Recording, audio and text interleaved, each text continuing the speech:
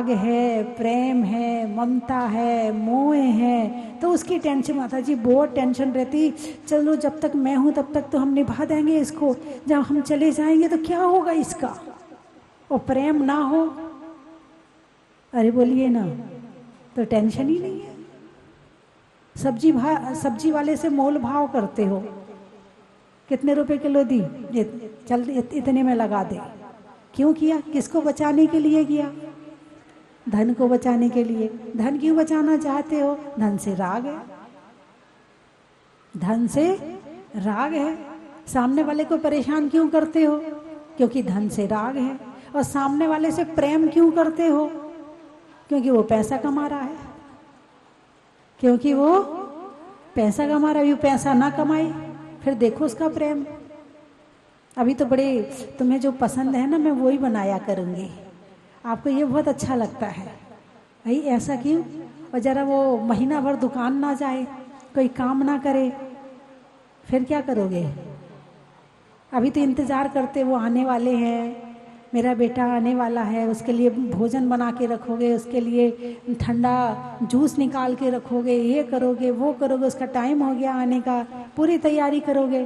और वो धन ना कमाए, दिन भर घर में पड़ा रहे, फिर अरे बोलिए ना, फिर जूस निकालोगे?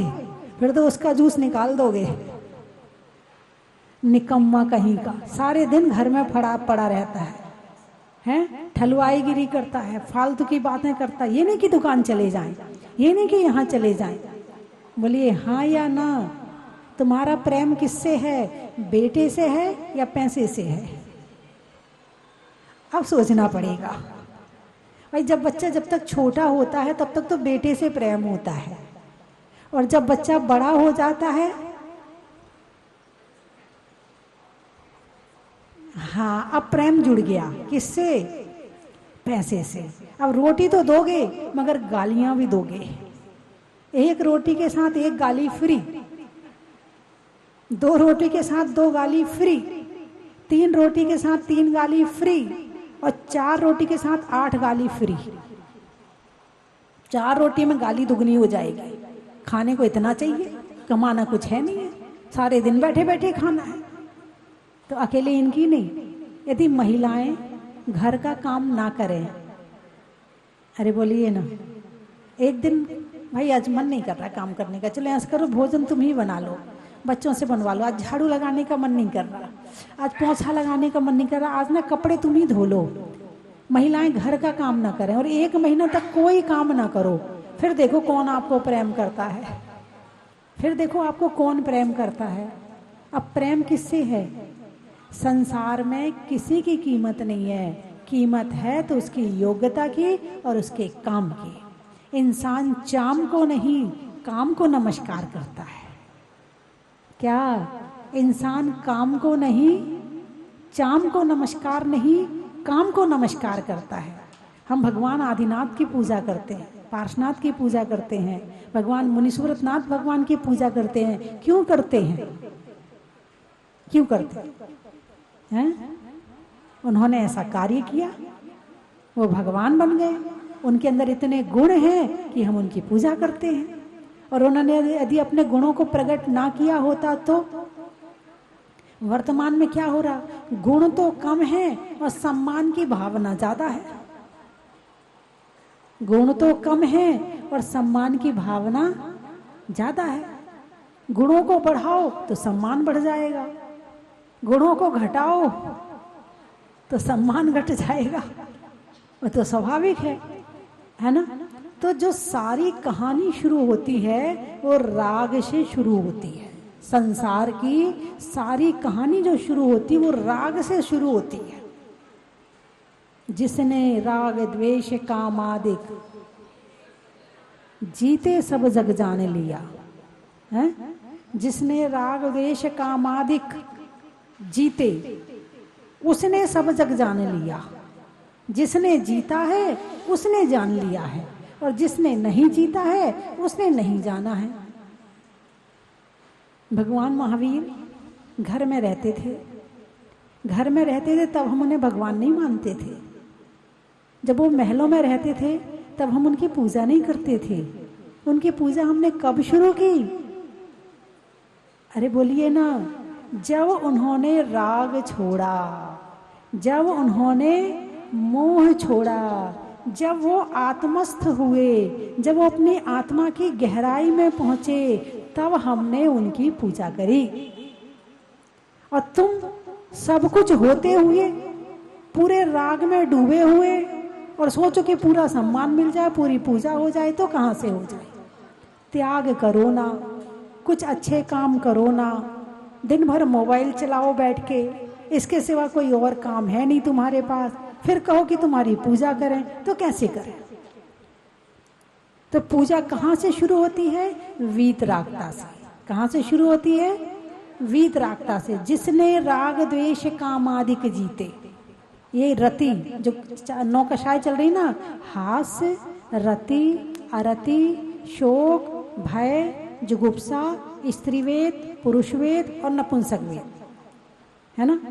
काव्य में इसे रस कहा है। बचपन में स्कूल में पढ़ा है ना, 9 रस कौन कौन से होते हैं? यही तो होते हैं भाई।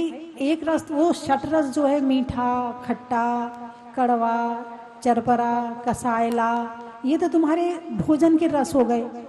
अब ये रस जो है वो मुंह में आता है, जीभ में आता है, लेकिन मन में कौन सा रस आता है? हास रस है, रति रस है ना, अरति द्वेष रस है, भय, जुगुप्सा, स्त्रीवेद, पुरुषवेद, नपुंस, ये रस है। ये रस कब किसमें है? ये संसार के रस हैं। संसार में जब तक जुड़े हैं तो इनमें रस आ रहा है, और संसार को जैसे ही छोड़ा, रस खत्म। नहीं, राग है तो भोजन भी अच्छा लग रहा है, राग है तो सजना संवरना भी अच्छा लग रहा है, राग है तो मकान में भी बड़ा अपनापन लगता है, राग है तो जेब में जो नोट रखे हैं उनमें भी आनंद आता है, राग है तो सोने चांदी में भी आनंद आता है, राग है तो पड़ोसन से बात करने में भी आनंद आता है। और राग नहीं है, जिससे प्रेम ही नहीं है, उसके प्रति रस खत्म। ना द्वेष है, ना भय है, ना ग्लानि है, ना नौकशा, कुछ नहीं है, फिर तो सब खत्म। इसीलिए कहा है जिसने राग द्वेष है, कामादिक तो चलो बात की बात है, जब राग ही नहीं रहेगा तो कामादिक भी नहीं रहेंगे। राग है तो काम है, राग नहीं है तो काम भी नहीं है। तो दुनिया में सबसे बड़ा पाप कौन सा है? हिंसा, झूठ, चोरी, कुशील, परिग्रह। कौन सा पाप सबसे बड़ा है? अरे बोलिए ना, राग सबसे बड़ा पाप है, जिसके निमित्त से सारे कषाय और सारे पाप होते हैं। और कोई इसको मानेगा भी नहीं कि माता जी राग करना पाप है।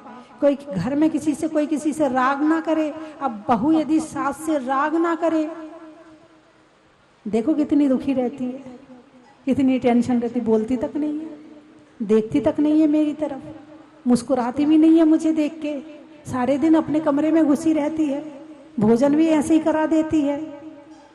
अब तुम उससे अपेक्षा रख रहे हो कि वो मुझे राग करे,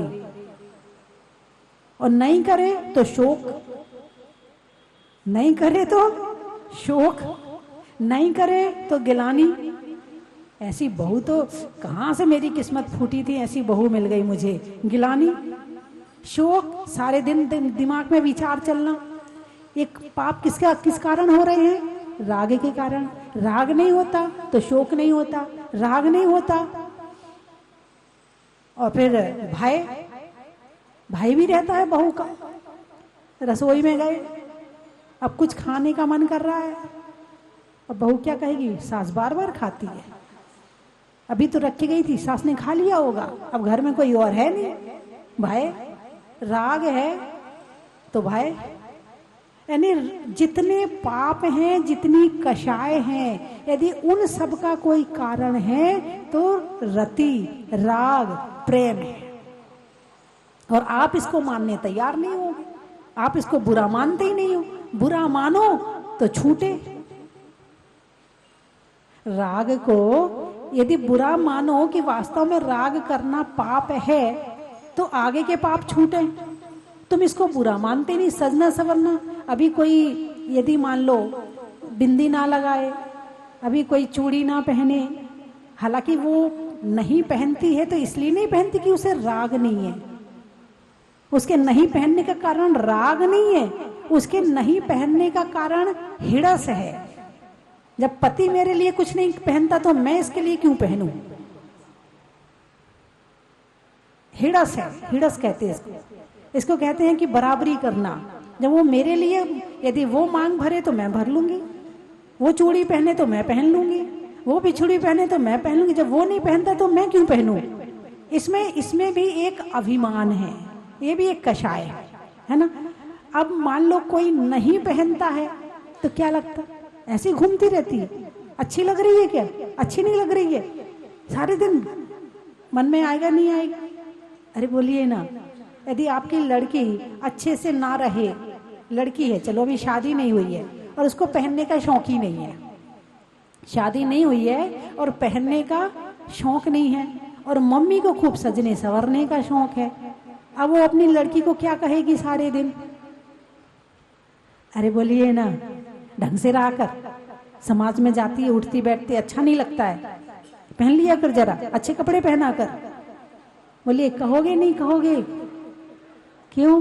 खुद का राग तो है ही है, दूसरों का राग भी है। जिससे राग है वो वैसा ही चाहिए जैसा हम चाहते हैं। और यदि जिसको मान लो सिंपल रहने की आदत है और बहू को सजने संवरने की आदत है, तो फिर क्या होगा? देखो सारे दिन आईने के सामने बैठी रहती है, सारे दिन सजने संवरने की फुर्सत ही नहीं मिलती है। भाई जरा घर का काम भी कर लिया कर, सारे दिन आईने के सामने बैठी रहती है, हैं? ये द्वेष हो गया। ये क्या हो गया? ये द्वेष हो गया। जहां राग है वहां द्वेष है, जहां राग नहीं है वहां द्वेष भी नहीं है। तो संसार का कारण क्या है? राग और द्वेष। सारे पाप का कारण क्या है? राग और द्वेष। सारी कषायों का कारण क्या है? राग और द्वेष। यदि राग और द्वेष ना हो, त्याग क्यों करवाया जाता है? आलू का त्याग करो, गाजर का त्याग करो, अपने कपड़े सीमित करो, तुम्हें कितनी जोड़ी कपड़े रखने हैं, अपने मकान सीमित करो, तुम्हें अपने नाम से कितना मकान रखना है, अपने नाम से कितना सोना रखना है, कितना। ये त्याग क्यों कराया जाता है? ये त्याग करवाने का मतलब है राग का त्याग। और जितना जितना राग का त्याग होता जाएगा उतना उतना दुख से दूर होते जाओगे, और जितना जितना राग बढ़ता चला जाएगा उतना उतना दुख बढ़ता चला जाएगा। बात समझ में आई कि नहीं? जैसे एक आलू का त्याग किया, ठीक है, अभी क्या होता था, जब तक आलू खा रहे थे तो घर में जिस दिन आलू की सब्जी ना बने हो, तुम्हारा मन कर रहा, झगड़ा करोगे।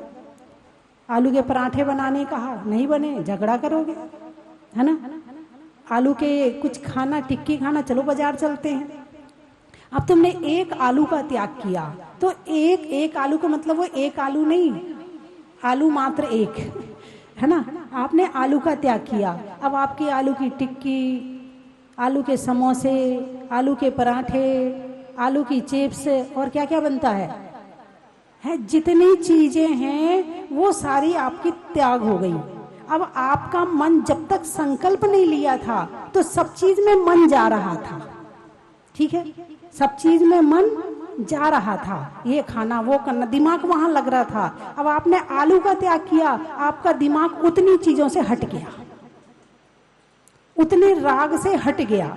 त्याग का मतलब त्याग नहीं है, त्याग का मतलब राग त्याग है, और राग त्याग का मतलब है कि दुख से दूर होना और अपनी तरफ आना। हम जितना जितना बाहर की तरफ जाते हैं उतना उतना हम अपने से दूर होते हैं, और जितना जितना हम बाहर को छोड़ते जाते हैं उतना उतना हम अपनी तरफ आते हैं। तो त्याग का मतलब है कि बाहर से राग हटा करके अपनी अंतर यात्रा की तरफ लौटना। बात समझ में आई कि नहीं आई है? अब तुम लोग तो सबसे बड़ी अपेक्षाएं रखते हो, बहुत अपेक्षाएं रखते हो। पड़ोसन ने पूछा नहीं, मैंने नई साड़ी पहनी, उसने तो पूछा तक नहीं, बहना तूने नई साड़ी पहनी, पड़ोसन से अपेक्षा है। शादी में जाते हो, सज संवर के जाते हो, कोई ना कहे तुम्हें कि तुम तो आज बहुत अच्छी लग रही हो, बहुत सुंदर लग रही हो, ब्यूटीफुल लग रही हो, तो तुम्हें दुख हो जाता, आज तो किसी ने पूछा ही नहीं। माता जी के पास जाओ, माता जी ने आशीर्वाद नहीं दिया, माता जी ने देखा तक नहीं। अब माता जी से भी अपेक्षाएं हैं, वो तो आशीर्वाद बताओ तो अपना लिखती पढ़ती रहती हैं, वो तो बोलती नहीं है मेरे से। माता जी से अपेक्षाएं, जितनी जितना राग उतनी उतनी अपेक्षाएं, और जितनी जितनी अपेक्षाएं उतना उतना दुख। अरे बोलिए ना, है? तो एक उपेक्षा संयम होता है। कौन सा संयम? अपेक्षा और उपेक्षा। उपेक्षा का मतलब है जहां जहां से अपेक्षा थी हमने उसकी उपेक्षा कर दी, अब हमें उनसे कुछ नहीं चाहिए।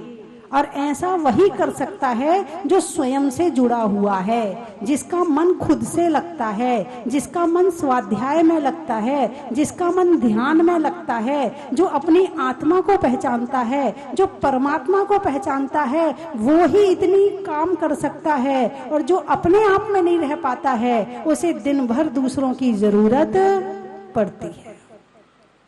अभी बच्चे को छोड़ 2 घंटे के लिए छोड़ के तुम बाजार चली जाओ, बेटा बस 1-2 घंटे लगेंगे, बस आ रहे, बस हम जल्दी आ जाएंगे। तू घर में रह, टीवी देख, मोबाइल देख।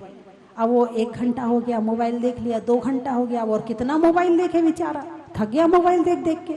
घड़ी देखा, अरे 2 घंटे हो गए, अब उसका फोन शुरू, अभी तक नहीं आए, तुम 2 घंटे की कह गए थे।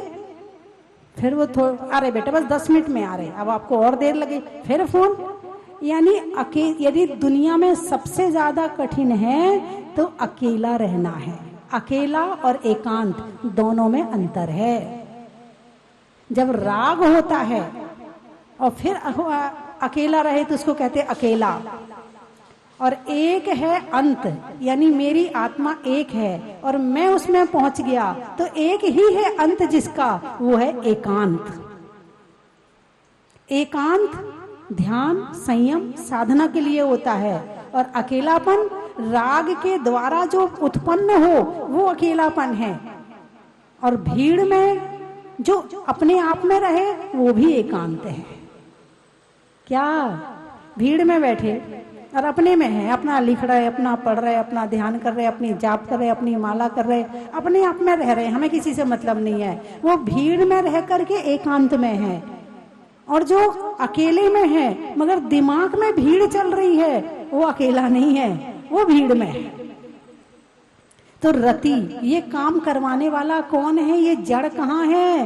राग में है। किस में है?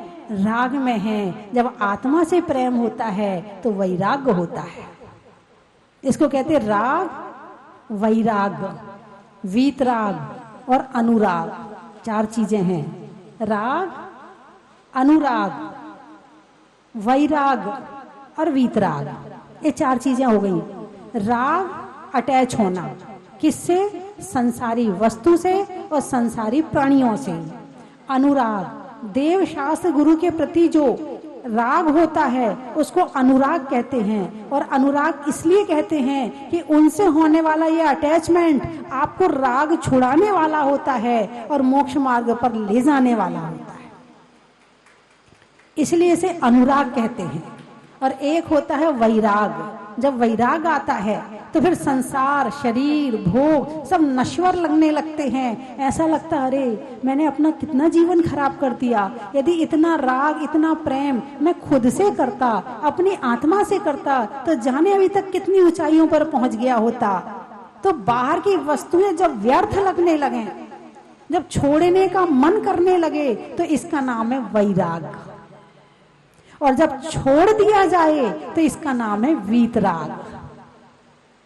जब छोड़ दिया जाए तो इसका नाम है वीतराग। जो छोड़ रहे हैं, आचार्य उपाध्याय साधु छोड़ दिया और अभ्यास सतत जारी है।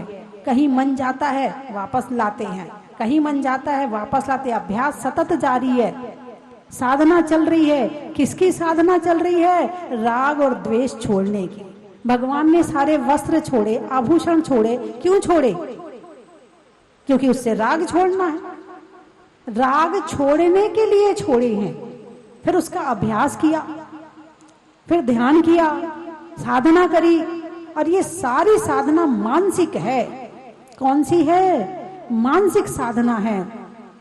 और फिर एक दिन छोड़ते छोड़ते छोड़ते छोड़ते ऐसे छूटे ऐसे छूटे ऐसे छूटे कि कर्म भी छूट गए, शरीर भी छूट गया, और आत्मा, शुद्ध आत्मा थी, वो मोक्ष में पहुंच गई।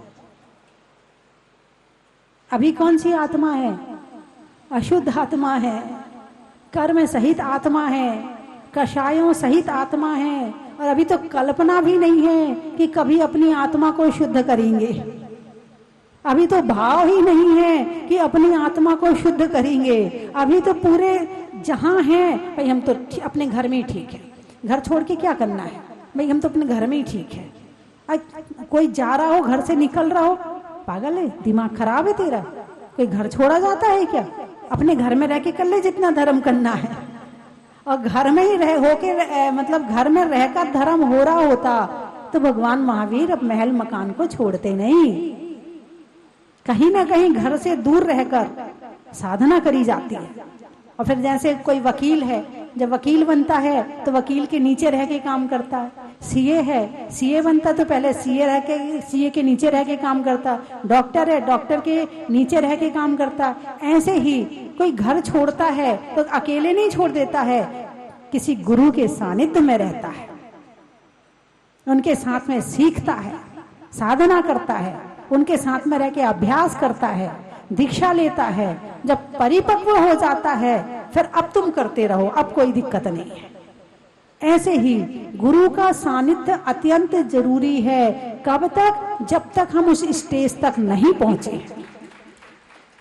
यदि उंगली पकड़े रहोगे तो कभी ना कभी तो तुम्हें वो वहां तक पहुंचने का मार्ग बताएंगे, बता दिया, चलाएंगे, चल रहे हो, और कभी ना कभी तो वहां पहुंच ही जाओगे जहां वो तुम्हें ले जाना चाहते हैं। उन्होंने राग छोड़ दिया है, अब तुम उनसे अपेक्षा मत करो कि वो तुमसे राग करे। नहीं तो अपेक्षा होती है, बताओ हम इतने बार हुआ है महाराज जी के पास, महाराज जी तो हमें तो याद ही नहीं करते, हाँ हमारी तरफ तो देखते ही नहीं है। कई बार होता है भाई, भीड़ भाड़ होती है, कई बार नहीं कर पाते हैं। एक बार तो एक छोटी सी बच्ची थी, बड़ी पुरानी बात है, तो वहां पर मेहंदी प्रतियोगिता चल रही थी मंदिर में। तो मंदिर में सबने उससे कहा बेटा मेहंदी लगवा ले। वो मेरे पास बहुत बैठती थी, बहुत आती थी, छोटी सी थी, अब तो बहुत बड़ी हो गई होगी, उसके भी बच्चे हो गए होंगे, अब तो बहुत छोटी सी थी। तो मैंने सबने उससे कहा बेटा मेहंदी लगवा ले, नहीं लगवाई, मेहंदी लगवा ले, नहीं लगवाई, सबने कहा नहीं लगवाई। घर जाके खूब रोई, भाई क्यों रो रही है? माता जी ने क्यों नहीं कहा कि मेहंदी लगवा लो? वो इतनी सी बच्ची, उसे माता जी से अपेक्षा है कि माता जी ने क्यों नहीं कहा कि मेहंदी लगवा लो। जब राग होता है तो अपेक्षाएं पैदा होती हैं, और जब निस्वार्थ भाव, वात्सल्य भाव से जुड़ते हो तो निस्वार्थ भाव में फिर वो अपेक्षा नहीं होती, भाई मेरा कर्तव्य है मुझे आहार देना है, मेरा कर्तव्य है मुझे इनकी सेवा करनी। अपना कर्तव्य समझ के करोगे, वात्सल्य भाव से करोगे तो अपेक्षा नहीं होगी, और अपेक्षा भाव से करोगे किसी भी दिन छूट जाओगे। जब तक अपेक्षा पूरी होगी तब तक तो माता जी, और अपेक्षा पूरी नहीं हुई, बस पता है महाराज जी कैसे, माता जी कैसी है। अरे बोलिए ना, हाँ या ना? है धर्म भी तुम्हारा बिना अपेक्षा के नहीं हो रहा है। भाई चलो महावीर जी चलते हैं, क्यों? बस वहां अपनी मनवांछा पूर्ण होती है, और नहीं हुई तो फिर कहीं और चलते हैं। नहीं, धर्म भी निस्वार्थ भाव से करोगे तो आत्मा में विशुद्धि आएगी, और लंबे समय तक का धर्म कर पाओगे। और स्वार्थ में करोगे, अपेक्षा में करोगे तो बीच में कहीं भी छूट जाओगे। तो सारे संसार की जड़ क्या है? राग और द्वेष। साधना किसकी करनी है? भाई एक टाइम भोजन करना, क्यों? शरीर को सुखाने के लिए? नहीं नहीं नहीं, एक टाइम के भोजन का राग छोड़ने के लिए। उपवास करना है, क्यों करना है?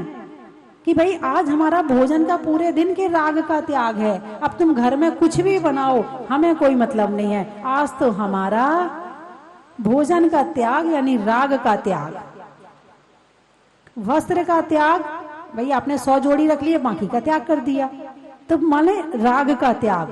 अभी घर में रह रहे हो तो घर के हिसाब से त्याग शुरू तो करो, सारी दुनिया का पाप क्यों ले रहे हो? तो जितना जितना राग कम होगा उतना उतना हम अपनी तरफ आएंगे, है ना। बीच में सेंटर में आत्मा है और मन इसको घुमाने वाला चारों तरफ है। अब हमें सेंटर में वापस आना है, तो अभी हम बहुत दूर हैं, अभी हम बहुत दूर हैं सेंटर से।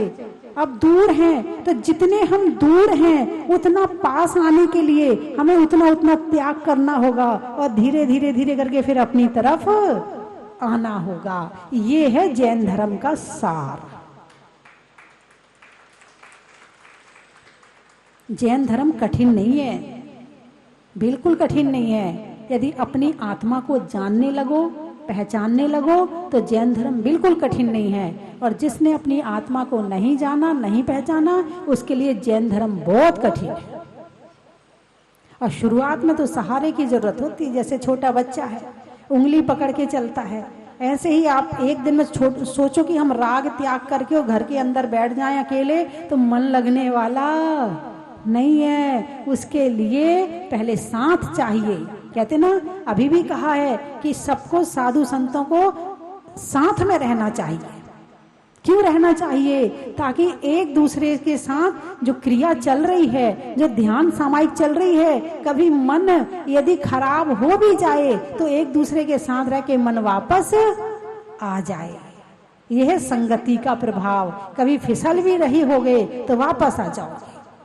इसलिए धर्मात्मा की संगति में अवश्य रहना चाहिए, उससे हमारा मन भी ऊपर की तरफ जाता है। और वरना घर में रह रहे हो तो टेंशन, चिंता, डिप्रेशन, ये तो फ्री में मिलते हैं।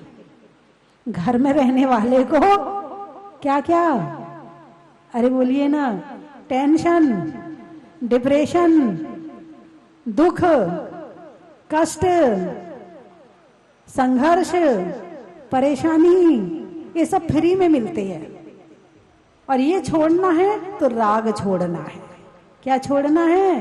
राग छोड़ना है। राग छोड़ दिया यानी आपने बहुत कुछ छोड़ दिया। ये मत सोचो कि मैंने इतने साल से इस चीज का त्याग किया है, इतने साल से इस चीज का त्याग किया। तुमने त्याग नहीं किया है, तुमने राग का त्याग किया है। हास्य, रति, रति यानी प्रेम, है ना। राग होगा तो द्वेष होगा, राग नहीं होगा। अच्छा, राग के संबंध को तो आप संबंध मानते, अरे वो ना, उनसे हमारा बहुत अटैचमेंट है। चलिए, मैं 3 चीजें कहूंगी, आपको कहना बड़ा ही महत्व है। जंगल में नाग का, जैन धर्म में त्याग का, और छोड़ने में राग का। व्यापारियों में आय का, पंच परमेष्ठी में उपाध्याय का, और छोड़ने में कषाय का। नदी में नाव का, शरीर में पांव का, और सुधरने में भाव का। फूल में कली का, तपस्या में बाहुबली का, और आने वालों में देवली का। सुनने में ईयर का, छोड़ने में बियर का, और आने वालों में ग्वालियर का। त्रियंचों में बिल्ली का, डंडा में गिल्ली का, और आने वालों में दिल्ली का। और कहाँ से आए? बाहर से। और कोई आया?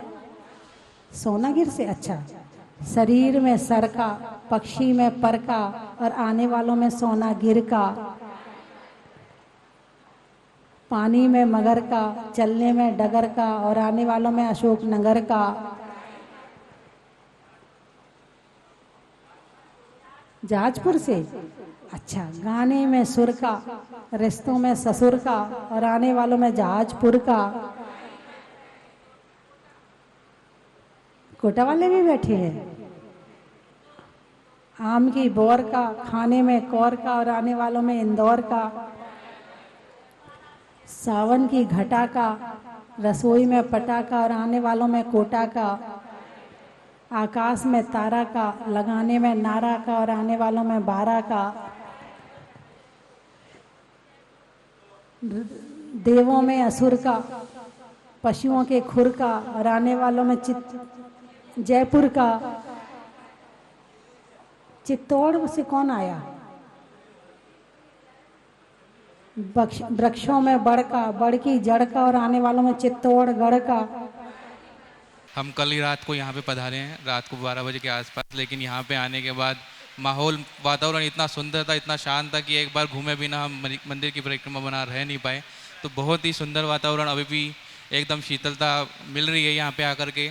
मुनीश्वरनाथ भगवान के दर्शन हुए, बहुत मन पावन हो गया, पवित्र हो गया। शांतिनाथ करने का सौभाग्य मिला है आज हमारे परिवार को। बहुत पुण्य के हम अपने आप को मान रहे हैं कि बहुत पुण्यशाली है कि आज धैर्य का जन्मदिन है, हमारा भतीजा है, इसका जन्मदिन है। इसके पावन जन्मदिन के उस अवसर पर मुनीश्वरनाथ भगवान के शांतिधारा प्रथम अभिषेक करने का सौभाग्य मिला है।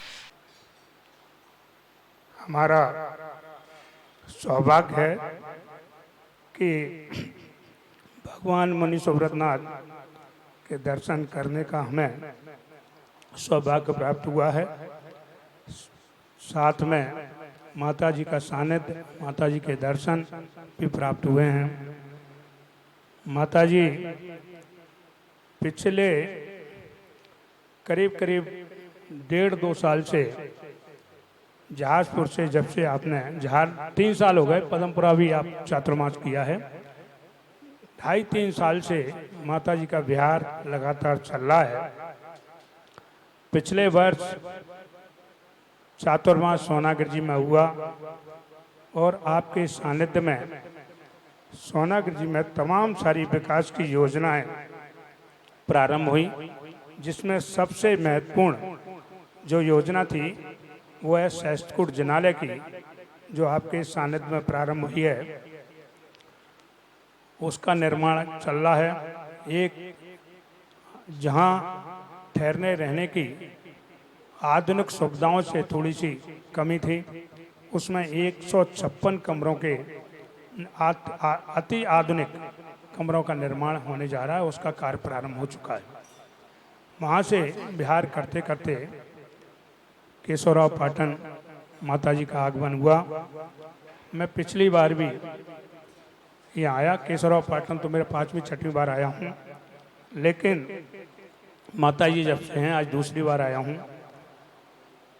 यहाँ जब पिछली बार मैं था या उससे पहले जब भी आया तो उस क्षेत्र में जितना विकास कार्य हो रहा था, लेकिन जो वर्तमान में विकास कार्य की योजना बनी है, कल डिजाइनर महोदय, आर्किटेक्ट महोदय और कमेटी बैठी थी, मैं उसके बीच में बैठा देख रहा था। जिस ढंग से मंदिर का एलिवेशन बन रहा है वो अपने आप में बहुत ऐतिहासिक है। ऐसा निर्णय माता जी के सानिध्य में हुआ है। मुझे लगता है कि जहाजपुर के बाद यदि कोई ऐतिहासिक निर्णय है तो मुनीश्वरनाथ केशवराव पाटन के मंदिर के परिवर्तन के संबंध में है। जिस गति से जहाजपुर का निर्माण हुआ, 4 साल में माता जी ने वहां रहकर और इतनी तेजी से निर्माण कराया कि जहाजपुर आज हमको देखने को मिलता है। जब भगवान मुनीश्वरनाथ भगवान को वहाँ विराजमान किया था, तो माता जी ने बहुत छोटी जगह लेकर वो कार्य प्रारंभ कराया था। लेकिन आज इतना विशाल जहाजपुर का मंदिर है कि लगता है कि अपने आप में एक आधुनिक तीर्थ बना दिया है, जो हम सबके लिए प्रेरणादायी है। मैं माता जी के चरणों में पुनः वंदन निवेदन करता हूँ। पिछली बार जब हम आए थे तो हमने माता जी से निवेदन किया था कि चातुर्मास जो इस वर्ष होने जा रहा है, वो चातुर्मास भी हमको सोनागिर को मिले।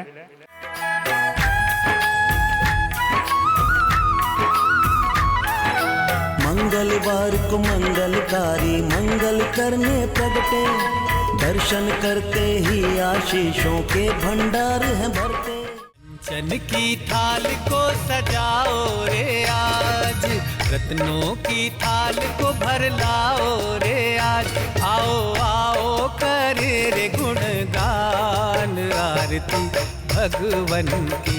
आओ आओ आओ करें गुणगान आरती भगवन की। आओ आओ करे रे गुणगान आरती भगवन की।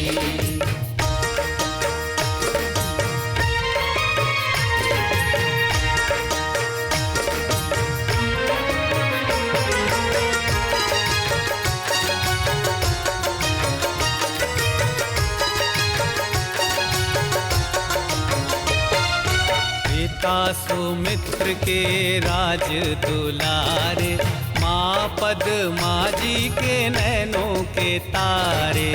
पिता सुमित्र के राज दुलारे, माँ पद्मा जी के नैनों के तारे। राजस्थान की धर्मस्थली केशव राय पाटन जिला बूंदी में भारत गौरव स्वस्थ धाम जहाजपुर तीर्थ प्रणेत्री परम विदुषी लेखिका गणनी आर्यका 105 श्री स्वस्ति भूषण माता जी के परम निर्देशन में निर्माणाधीन 2500 वर्ष प्राचीन श्री मुनि सुव्रतनाथ दिगंबर जैन अतिशय क्षेत्र का जीर्णोद्धार, जिसमें प्राचीनता और नवीनीकरण का अद्भुत मेल माता जी की प्रेरणा से आप सभी को देखने को मिलेगा।